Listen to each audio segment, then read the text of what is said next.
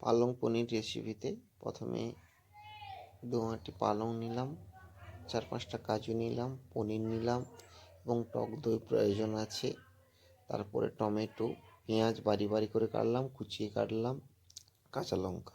প্রথমে টমেটো পালং শাক দিয়ে পেস্ট বানিয়ে নিলাম এবং তার মধ্যে বারিকি কাটা পেঁয়াজ দিলাম। এর মধ্যে এইভাবে পেস্টটা বানিয়ে নিলাম।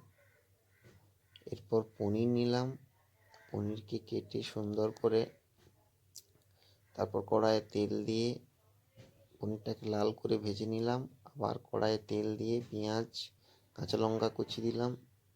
এরপরে অল্প লঙ্কা গুঁড়ো,